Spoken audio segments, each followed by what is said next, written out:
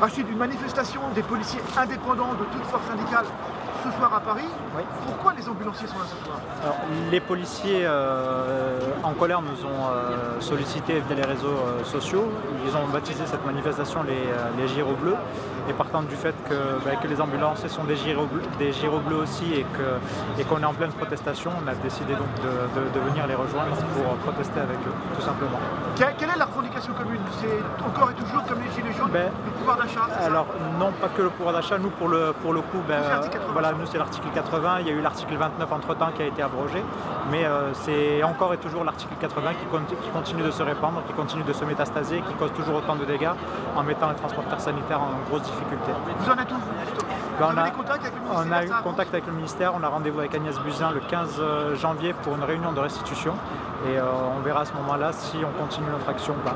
Parce que votre revendication de base, c'est encore l'abrogation de l'article 80, exactement, tout à fait. Il n'y a pas eu autre chose depuis, c'est l'abrogation de l'article 80 qui est une disposition qui nous cause vraiment beaucoup de temps. Au-delà de ça, comment vous voyez-vous Rachid, le mouvement des Gilets jaunes? Qu'est-ce que ça vous inspire? Vous êtes au contact de la population tous les jours, au travers des patients que vous... On est en contact régulier avec eux, on assure une permanence de soins tous les samedis avec eux, que ce soit sur les Champs-Élysées, l'avenue de la Grande Armée.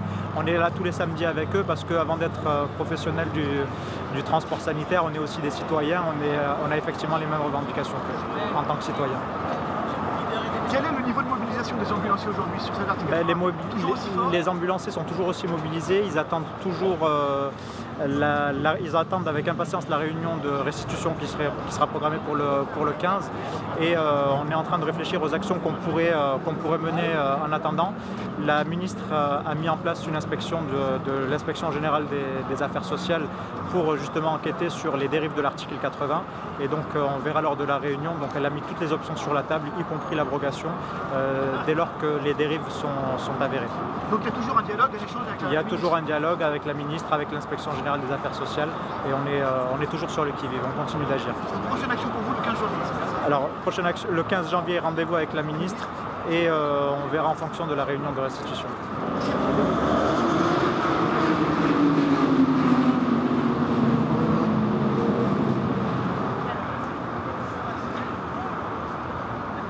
Effectivement. Et il manque trop de choses et nos revendications n'ont pas été écoutées. On est tous unanimes sur le fait que c'est insuffisant et que ce qu'on est là ce soir, c'est pour dénoncer cette insuffisance.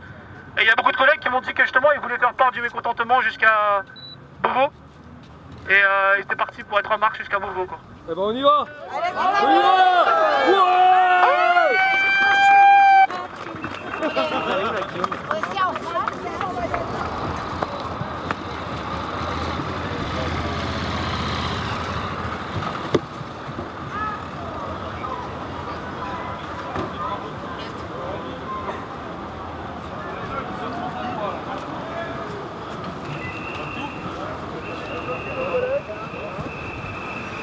On se tire du coup. On bloque, écarté. Mettez les points un peu à droite, Alpha, bonjour.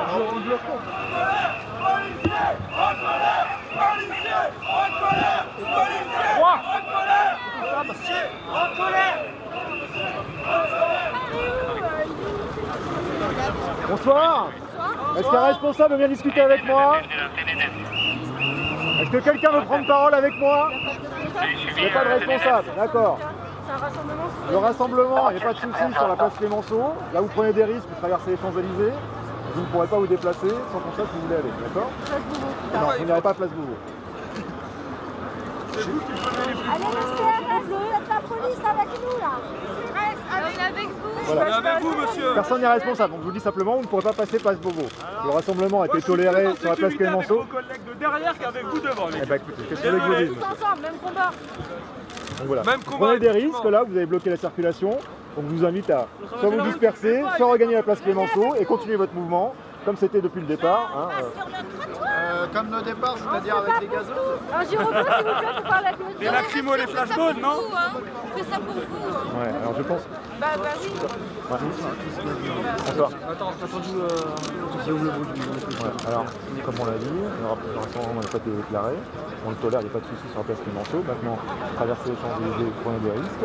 Vous n'irez pas à la place de Beauvau, vous n'irez pas sur le budget. Je vous appelle à vos responsabilités. Mettez-vous sur les trottoirs, déjà, c'est un moins de risque. Et puis continuez à discuter, à émettre des idées comme la presse et des médias sur la place Clémenceau. On peut les mettre en direct. Pardon? On va mettre en direct au ministère de l'Intérieur. C'est pas possible ce soir. Même combat. Voilà, donc je pense que vous êtes porte-parole, en tout cas vous avez pris la parole. C'est pas mon mouvement. Parce que quelqu'un est porte-parole peut essayer de raisonner tout le monde et puis qu'on revienne à la disposition meilleure. Pardon. J'ai pas pris mes lunettes de sentir cette écriture.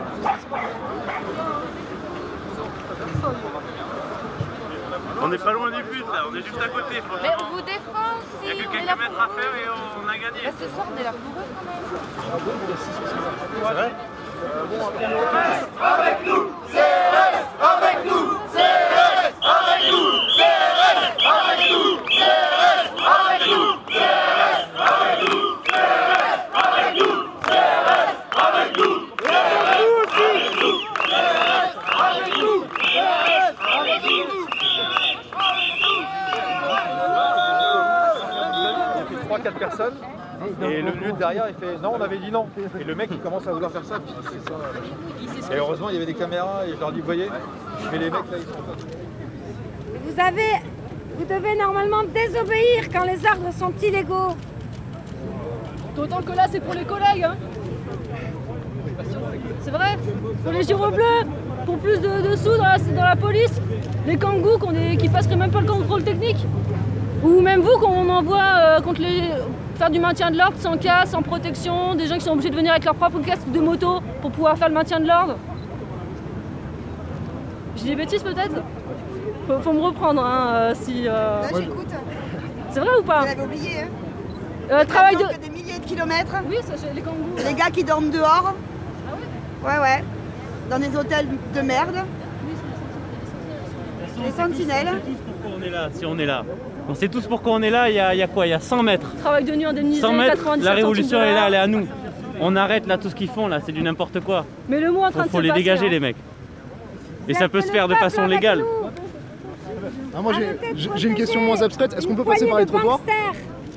Du coup. Protéger des banksters, des pilleurs. Ils pillent la France. Les trottoirs c'est pas illégal non? Je sais pas.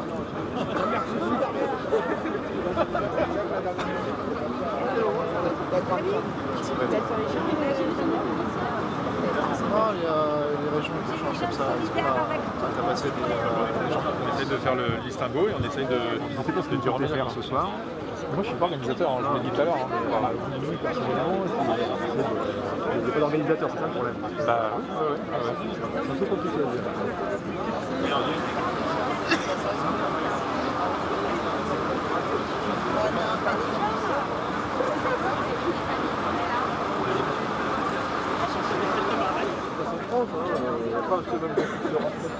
En tout cas, hier, hier ou avant-hier, le gouvernement belge a donné sa décision.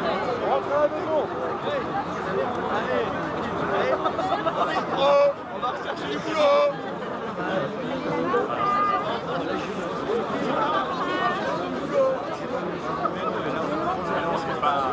Oh putain, là demain je suis arrivé dans mon salon.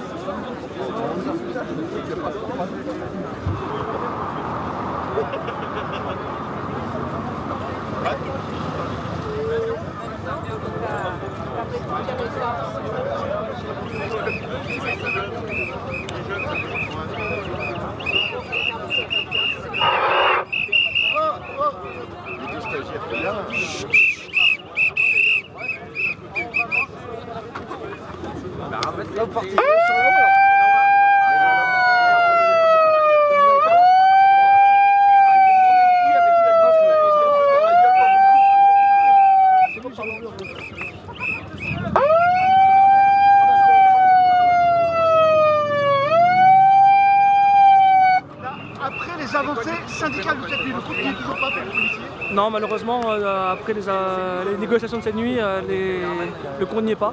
Parce que les syndicats ont négocié un protocole qui existait déjà depuis 2016 finalement, qui était ressorti un peu des tiroirs, qu'ils ont un petit peu... ils ont fait quelques petits rajouts dessus, mais c'est encore nettement insuffisant et en dessous de ce qu'on voulait. Et nous, depuis 2016, on manifeste pas uniquement pour le pouvoir d'achat, il y a deux choses qui ne vont pas dans la police. On a un gros manque d'équipement, un gros manque de matériel. On a le taux de suicide le plus élevé des professionnels de France. Et du coup, il y a un véritable malaise dans la police et malheureusement, ce qui a été négocié hier soir ne prend pas en compte tout ça en fait. Mais qu'est-ce qui explique cet accord syndical aussi rapide? On ne voit jamais ça, c'est toujours des jours et des jours de négociations. On entend dire partout que l'État aurait peur et aurait envie de placer la patte des policiers pour éviter que ceux-ci rentrent dans un mouvement long. Vous partagez cette analyse? Je pense qu'ils craignent un retour des manifestations de policiers en colère de 2016 et qu'ils se disent voilà, si ça repart comme ça en plein mouvement de protestation, gilets jaunes à côté, ça peut être inquiétant pour eux aussi. Et de ce moment-là, ouais, je comprends que les choses aillent plus vite. On ne s'est pas vu depuis 2016, qu'est-ce qui a changé? Est-ce que le malaise est toujours aussi profond dans les commissariats? Le malaise est toujours aussi profond, il y a toujours beaucoup de collègues, trop de collègues qui se suicident chaque année et les conditions ne sont pas beaucoup améliorées malheureusement. Au niveau matériel, on voit nous, particuliers, on voit beaucoup de voitures de police neuves. Il y a eu des avancées, comment vous le vivez au jour le jour dans les commissariats? Il y a eu quelques avancées, il y a eu quelques véhicules neufs qui ont été projetés, mais malheureusement le nombre de véhicules neufs projetés est en dessous de ce qu'il faudrait. Il reste encore trop de collègues qui n'ont pas assez de véhicules pour patrouiller. J'ai des collègues à Strasbourg qui m'ont envoyé encore le compteur de leur voiture avec 500 000 km au compteur. Oui, c'est ce qu'on a vu aujourd'hui sur les réseaux sociaux. C'est ça, c'est que du coup voilà, il y a beaucoup d'effets d'annonce, beaucoup de mesures qui semblent à première vue intéressantes, qu'on lit dans les grandes lignes, qu'on ne s'intéresse pas en profondeur. Mais le quotidien du policier est beaucoup plus compliqué que ce qui paraît. Dernière question, il y a des gilets jaunes, des gens qui ne sont pas policiers avec vous ce soir, également des ambulanciers. Vous êtes sensible à ce que les gens viennent soutenir votre mouvement ce soir? Bien sûr, on est sensible à toute forme de soutien et il faut savoir que souvent aussi beaucoup de policiers soutiennent les gilets jaunes. Oui, on n'en parle pas beaucoup. On n'en parle pas beaucoup, mais il y a beaucoup de collègues qui me disent voilà, moi je me reconnais dans mon gilet jaune, quoi. Donc on les soutient tant que ce sont des entre guillemets bons gilets jaunes et qu'il n'y a pas de casse et pas de violents affrontements contre les forces de l'ordre, mais c'est pas la majorité des gilets jaunes qui cassent. Encore un mot, vous êtes quelques centaines ce soir. Nous sommes pour vous à la mort d'un nouveau mouvement très fort comme en 2016. Là ce soir c'est l'acte 1 de la mobilisation policière. Vous l'appelez comment d'ailleurs? Le mouvement Giro Bleu. Giro Bleu. Acte 1 des Giro Bleus ce soir et l'acte 1 pour entraîner acte 2, acte 3 et vous êtes motivé. Tout le monde est motivé. Merci à toi.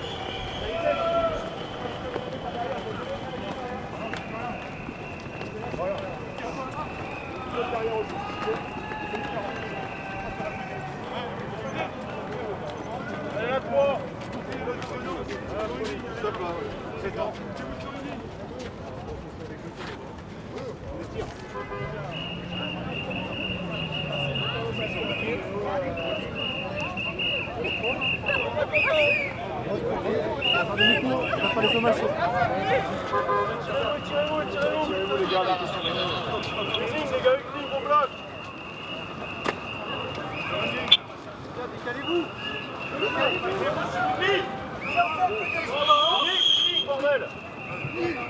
Décale.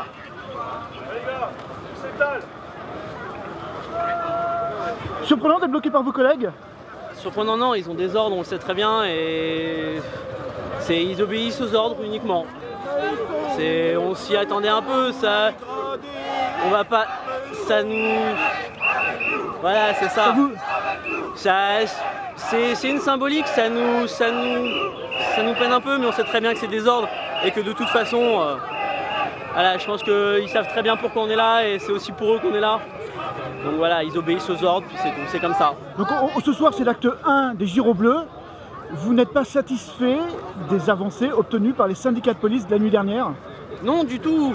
Pourquoi? On a vendu notre sécurité pour 120 €. On a des locaux qui sont dans des états déplorables. On se retrouve avec du matériel qui n'est pas opérationnel. On se retrouve vraiment gêné un peu par tout ce qu'on a, nos horaires qui sont pas possibles. On se souvient de Magnanville.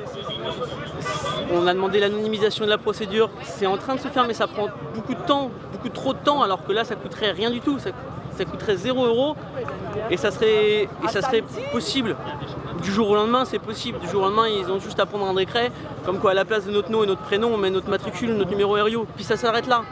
Et voilà. C'est pas fait. Et qu'est-ce qui a avancé depuis les manifestations de 2016 dont on se souvient? Très forte mobilisation à l'époque des policiers indépendants syndicalement. On voit beaucoup dans les rues des véhicules neufs de police. Est-ce que le compte y est au niveau matériel pour travailler? Alors, il y est, on a des véhicules neufs, mais ça concerne essentiellement les commissariats parisiens. On s'éloigne un peu sur les commissariats de banlieue, on manque de véhicules, on manque de moyens. On se retrouve quand même dans des conditions de travail qui ne sont pas opérationnelles. On est obligé d'acheter notre matos nous-mêmes. On a des collègues blessés régulièrement et derrière pas de réponse pénale. Et des revendications salariales qui pour vous, encore une fois, sont insuffisantes malgré les accords passés cette nuit avec le ministre de l'Intérieur. Ce qui serait logique, ça serait le paiement de nos heures supplémentaires. Et ça représente de telles sommes que l'État ne veut pas. Ça représente une somme que l'État ne veut pas. Parfait. Merci beaucoup.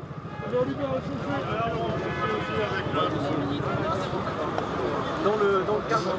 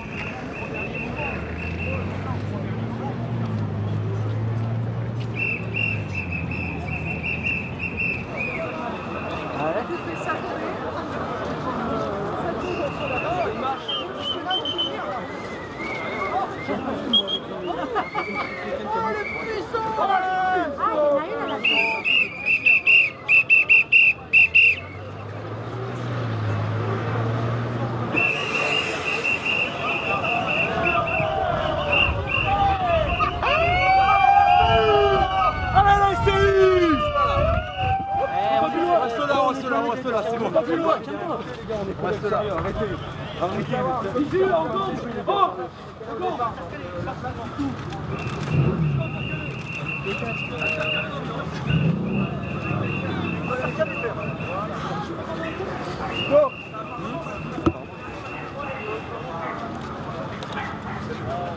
Quelle sur la tête, les gars? Ouais, j'ai pas non plus.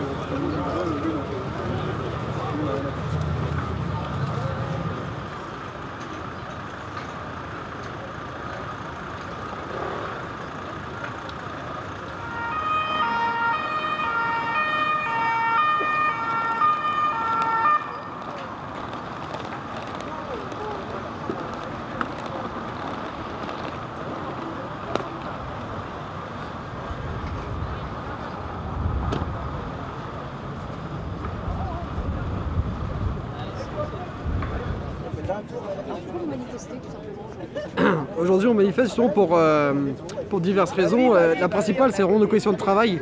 Les conditions de travail, ils sont vraiment exécrables dans la police. On a des locaux qui sont insalubres, on n'a pas de matériel. Il y a nos heures de nuit qui ne sont pas prises en compte. On gagne 90 centimes de l'heure. Il y a beaucoup de raisons pour lesquelles on est ici. Donc les arrangements qu'il y a eu hier soir avec le Beauvau, ça ne nous convient pas. C'est pas de l'argent qu'on veut, nous, c'est la sécurité. Alors il y a eu de grosses mobilisations, c'était en 2016. Qu'est-ce qui a changé ou pas changé depuis? Depuis 2016, il n'y a rien qui a été changé. On est une des professions qui est le plus touchée par les risques psychosociaux avec les agriculteurs.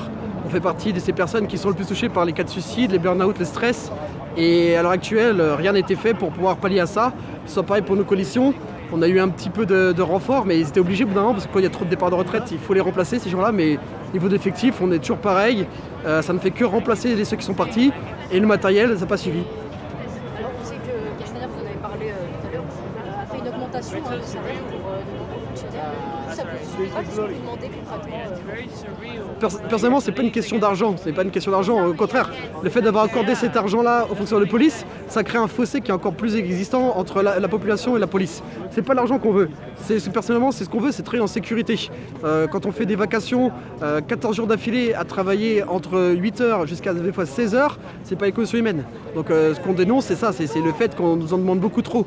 Et que derrière, on ne nous donne pas des moyens et des effectifs adaptés pour pouvoir répondre à la montée de violence qui existe en France. Vos conditions de travail se sont dégradées au fil du temps ou c'était déjà comme ça? Moi, ça fait 15 ans que je suis dans la police et ça a toujours été comme ça. Et à chaque fois, on disait bah, c'est normal, c'est normal, c'est normal. Mais au bout d'un moment, là, en 2018, c'est plus normal. Une des raisons que l'employeur a vis-à-vis de son employé, c'est de veiller à sa sécurité mentale et physique. Hein, dans l'article L41-21 du Code de travail, ça fait partie des obligations que l'employeur a vis-à-vis de nous. L'employeur, c'est le ministre. L'employeur, c'est le président. Et la première chose qu'il doit veiller pour les fonctionnaires de police, les gendarmes, les CRS et même partout, c'est veiller à ce que sa sécurité elle soit assurée. Et là, à l'heure actuelle, c'est plus le cas. On n'est plus assuré. Est-ce que, je connais déjà la réponse, je vais vous la poser, est-ce que vous vous sentez considéré dans le travail? Est-ce que vous aimez votre travail? Moi, je suis rentré par passion. Donc mon métier, je l'aime. C'était vraiment quelque chose que j'ai voulu faire. Mais au fur et à mesure du temps, cette passion s'estompe. Parce qu'on ne se sent pas soutenu par notre propre gouvernement. On ne se sent pas soutenu par notre hiérarchie. Donc ça commence à s'estomper et je ne suis pas le seul à avoir ce sentiment-là. Ce soir, on est un peu bloqué comme ça. Mais ce qu'on va faire avec les collègues Giro Bleu, on va refaire des sondages sur les réseaux sociaux, etc. Voir si les collègues veulent continuer la mobilisation. Et s'ils veulent continuer, on reviendra sous d'autres formes. D'accord? En tout cas, merci à ceux qui sont venus. Merci au nom des Gilets jaunes. Merci aussi aux des Gilets jaunes. Merci au nom des Giro Bleus. Merci aux Giro Bleus, à tout le monde. Donc on va...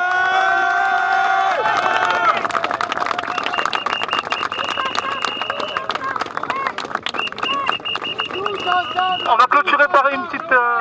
Ouais! Tous ensemble, tous ensemble! Ouais! Ouais! Tous ensemble, tous ensemble! Ouais! Ouais!